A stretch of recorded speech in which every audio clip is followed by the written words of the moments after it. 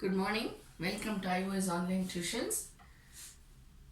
Today we start with section 56, okay, of the Transfer of Property Act. Section 56, marshalling by subsequent purchaser.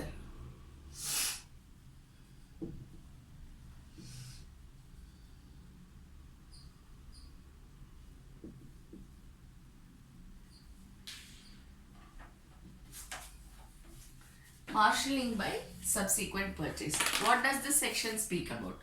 This section speaks about one person who has one or more properties and he has mortgaged this to the mortgagee. Okay. Subsequently, what does he do? Subsequently, he sells the one or more properties to a buyer. He has one or more properties and he mortgages it to the mortgagee. Subsequently, what he does, he sells the one or more properties to the buyer. Okay, when he sells, unless it is given in the contract, the encumbrance, that is the liability, that is a repayment of mortgage debt. Repayment of mortgage debt should be out of the properties other than those which have been sold to the buyer. So what is it? Where there are one or more properties which belongs to the one person, he mortgages it to the mortgagee. Okay. Subsequently, what does he do? While the mortgage debt is still subsisting, he sells the properties to the buyer. Okay. If he sells the properties to the buyer is not liable to repay the debt. Buyer is not liable to repay the debt. It is only the mortgager who is liable to repay the debt. Understand? How will the mortgager repay? By other properties. He will not use these properties which he has sold to the buyer to satisfy the mortgage debt. He will use some other properties which belong to him to satisfy the mortgage debt. Understand? In this case, the buyer also shall not be liable to repay the mortgage debt to the mortgagee. Buyer shall not be liable to repay the debt. Mortgager shall use some other properties to repay the mortgage debt unless the contract says, okay, if I sell this property to him, then whatever he will have to pay the encumbrance to the mortgagee. If the contract between the mortgager and the buyer is so, then he will be liable to repay the mortgage debt to the mortgagee, not otherwise.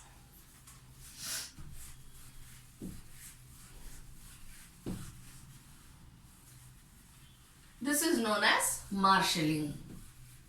Marshalling means what? The rights of the subsequent buyer over the property takes priority over the right of the mortgagee. Understand? The next subheading, discharge of encumbrance on sale. Discharge of encumbrance on sale. This is the next subheading. We go to section 57, which speaks about provision by court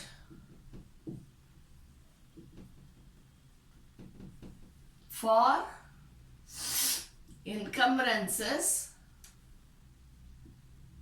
and sale freed therefrom.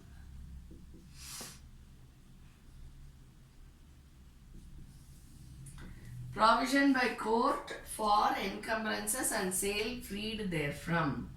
Here you have quite a big section, so we will just go through each of the points. Where immovable property subject to any encumbrance, whether immediately payable or not, is sold by the court or in execution of a decree or out of the court may, if it thinks fit, the application of any party to the sale, direct or allow payment into court. Understand? So what is this about? The sale is by the court or under the direction of the court. When does it become under the direction of the court? When there is an execution proceeding. Okay? Or the sale is out of court. Out of court means the party himself sells it out of his own accord. Then how shall the proceeds be utilized? The proceeds shall be paid into court.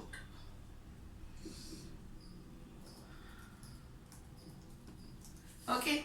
In case of an annual or monthly sum charged on the property, or of a capital sum charged on a determinable interest in the property of such amount as when invested in securities of the central government, the court considers will be sufficient by means of interest thereof to keep down or otherwise provide for that charge. So what is the first one that you have in this? Charge. Where there is a charge. Where there is a charge, it can either be annual or monthly. It shall be paid into the court. Either the sum shall be paid or the interest. If payment of interest is enough, then interest will be paid into the court. Otherwise, the sum as well as the interest shall be paid into the court, or the sum itself shall be paid into the court. Now, why do you have so many options here is because it depends upon the order of the court, how the court has ordered, whether it is only the sum or interest or sum plus interest. However the court has ordered, that is how the payment into court will happen. Number 2, in any other case of a capital sum charged on the property of the amount sufficient to meet the encumbrance or any interest due thereon. Where it is a capital sum means what? The original amount, the principal amount. Then such amount shall be payable into court as shall satisfy the encumbrance. Understand? So here whatever the court has ordered, here it is not what the court has ordered, but how much will satisfy the encumbrance. That is the difference between these two. But in either case, there shall also be paid into court such additional amount as the court considers will be sufficient to meet the contingency of further costs, expenses and interest and any contingency except depreciation. Okay? So the court may charge either this or this plus any other amount if needed, if it deems necessary. Understand? So it may either be this or any other amount. That is, this any other amount shall be additional amount. Including these two, this shall be an additional amount. Okay? Then next one. Thereupon the court may, if it thinks fit, and after notice to the encumbrance, unless the court for reasons to be recorded in writing thinks fit to dispense with such notice, declare the property to be freed from encumbrance. See, after this, once this is done, what will happen? First one, the court will direct. Second one, the court will send notice about the freedom from encumbrances on the property.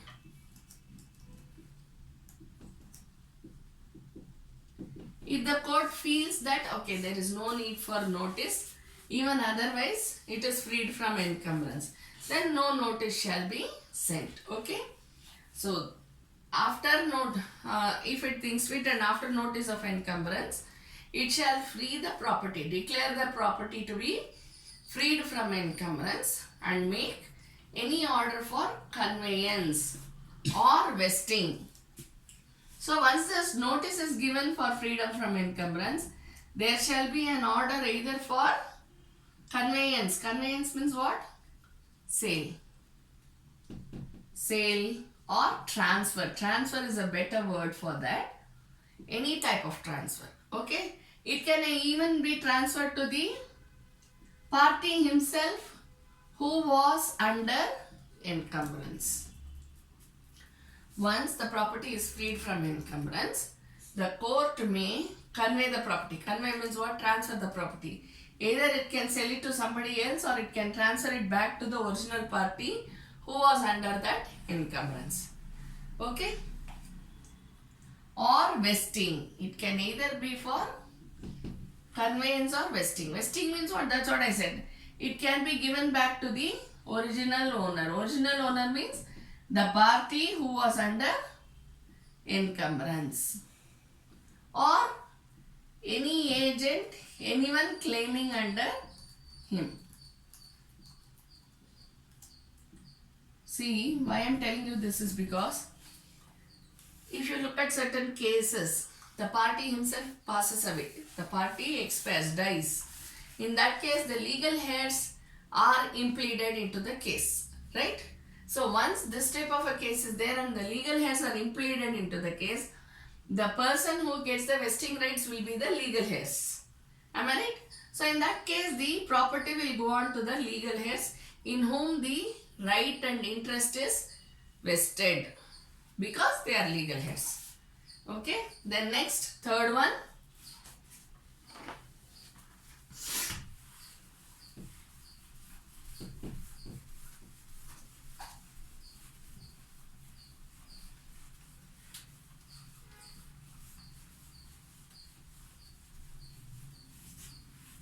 Third one is what? The third one, after notice served on the persons interested in or entitled to money or fraud in court, the court may direct payment or transfer thereof to the persons entitled to receive or give a discharge for the same, and generally may give directions respecting the application or distribution of capital or income thereof. These are all what we are usually seeing, right? So where there is an apportionment of amount, the court directs the apportionment of account. We have already done that, right? So similar to that here, what you have is after the notice is served. If the court feels that notice need not be served, then it need not be served. See, for example, if there is only one party who has the right over the property, he is already a party to the suit. So notice need not be served on him. Clear? So if the court deems fit, then it need not serve the notice. After notice is served.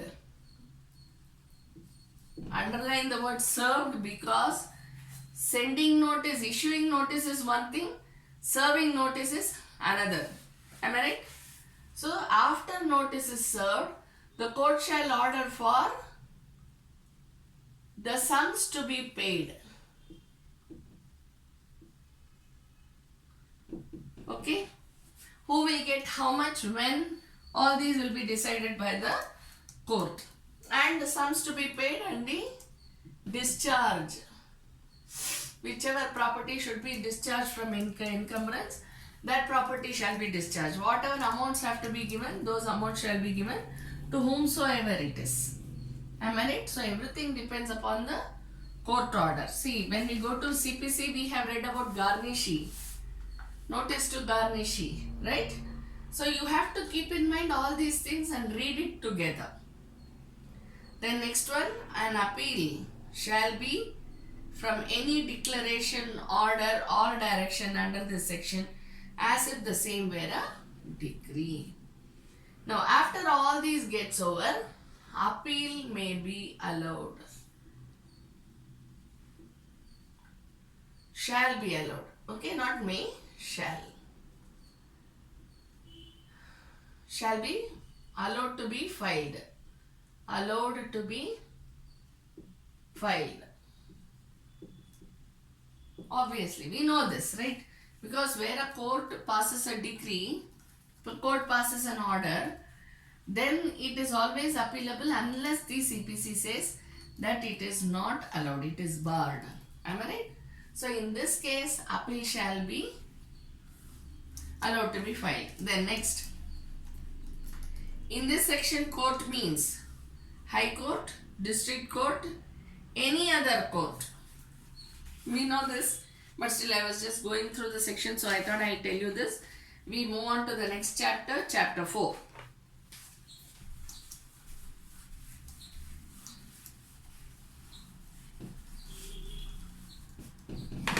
Chapter 4, Mortgages of Immovable Property and Charges. Chapter 4 speaks about mortgages and charges. Okay, section 58. We have the definitions of mortgage, mortgagor, mortgagee, mortgage money, mortgage deed. Mortgage, mortgagor, mortgage deed, mortgage money. Understand? So, what is a mortgage? First, a definition of mortgage. Mortgage is the transfer of an interest in specific immovable property for the purpose of securing payment of money advanced or to be advanced by way of loan, an existing or future debt, or the performance of an engagement which may give rise to a particular pecuniary liability. So, what is a mortgage? It is the keeping of security, keeping of the property as security. For what? For the money which has been given or going to be given or which may be given in sometime in future, okay, or for the performance of an engagement which may give rise to pecuniary liability. So this everything is included. It includes the activity as well as directly pecuniary, direct pecuniary liability.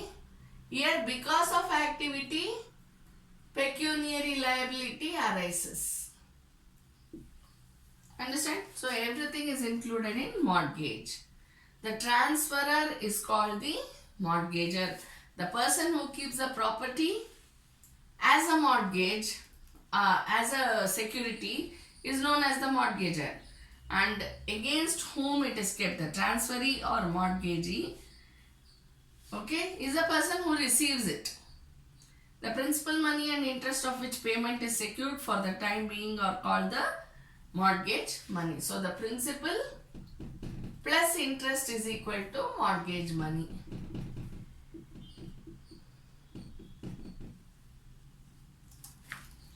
And the instrument, if any, by which the transfer is effected is called a mortgage deed. That gives you the terms and conditions of the mortgage. Okay. Now we go to the types of mortgages. Just know this, because when you get a case on hand, you should be in a position to distinguish between the various types of mortgages and pass an order thereof. Okay. First one is simple mortgage.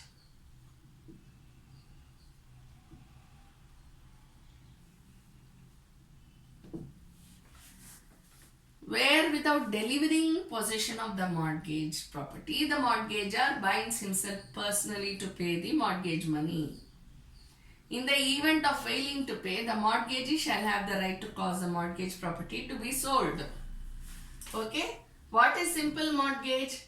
Simple mortgage is where he does not give the possession. Mortgagor does not give the possession. But where there is no repayment, the mortgagee gets the right to sell the mortgaged property. Understand? This is known as simple mortgage, and the proceeds of the sale shall be used for satisfying the mortgage money.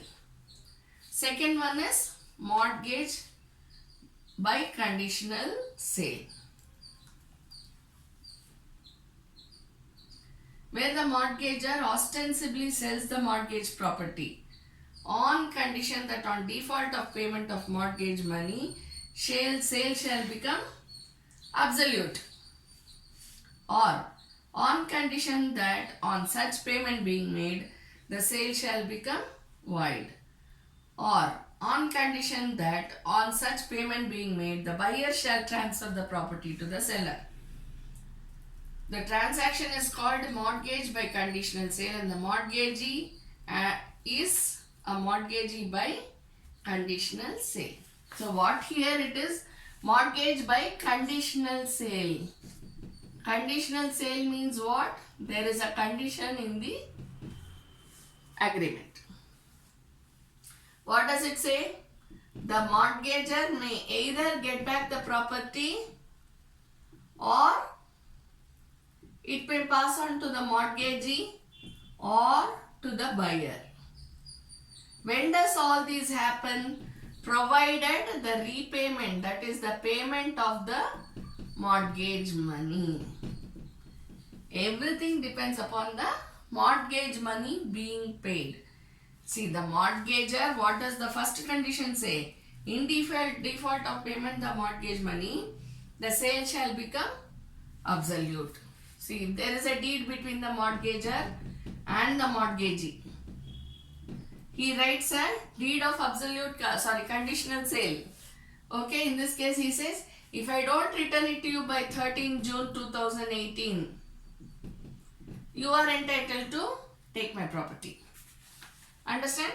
So that is what the first condition says. Or on condition that on such payment being made, the sale shall become void. But if I don't pay, the conditional sale will become absolute sale. If I pay, then the sale deed will become void. Or on condition that on such payment being made, the buyer shall transfer the property to the seller. See, previous section we read about where there has been a mortgage of one or more properties and the same is sold to a subsequent buyer. We read this, right? So the mortgageor's duty is to satisfy the mortgage money out of the other properties unless there is a contract to contrary. You remember? This is the contract what we have been speaking about in the marshalling. Marshalling we read unless there is a contract to contrary. Now we are talking about the contract which was mentioned in marshalling. In this contract, what? If the mortgagee says, if I make the payment, you should give back the property to me. Who should give it back? The buyer. The buyer should give back to the mortgagor, that is the seller. Understand? The transaction is called the mortgage by conditional sale. This is what it is about. What we read in marshalling, that contract to contrary is given here. Okay.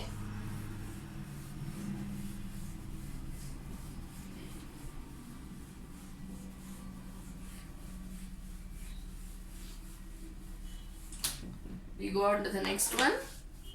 Usufructuary mortgage.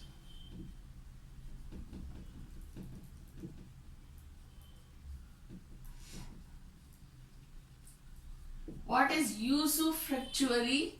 Anything which can be used. Where the mortgagor delivers possession or expressly or by implication. He delivers the possession. How? Expressly or by implication. Implication means what? Implied, right? Express or implied.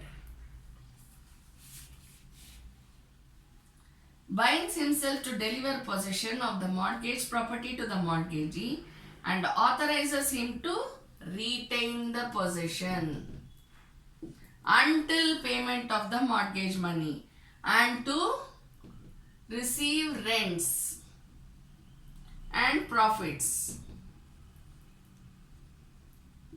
accruing from the property or any part of such rents and profits and money or partly in lieu of interest or partly in payment of the mortgage money.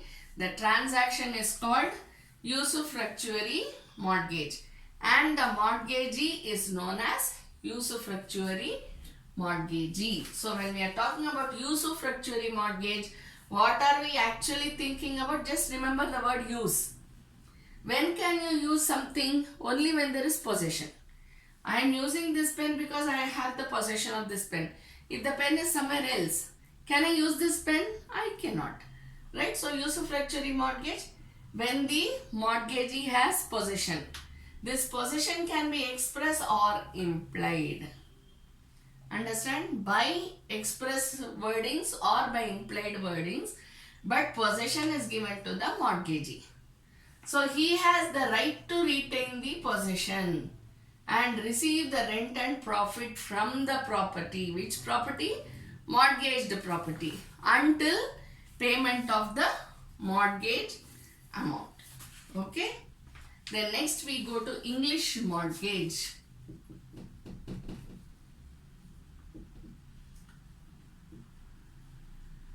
English mortgage is a mortgage where the ownership and possession are transferred to the mortgagee. Ownership is also transferred, remember.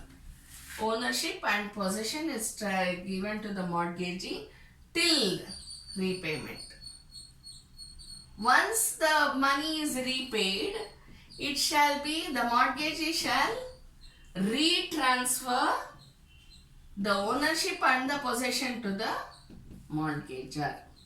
Understand? So here, see what we have read in simple mortgage and usufructuary mortgage, it is only the possession which passes on. In simple mortgage, it is not even the possession. It is just the detail which says that, okay, if I don't repay you, you can take my property. Here at least possession passes on. But in English mortgage, ownership and possession passes on to the mortgagee. Okay. Upon repayment by the mortgagor, the property, that is the ownership and possession of the property, shall be reconveyed by a registered agreement to the mortgagor himself as an absolute say deed. Okay. Thank you.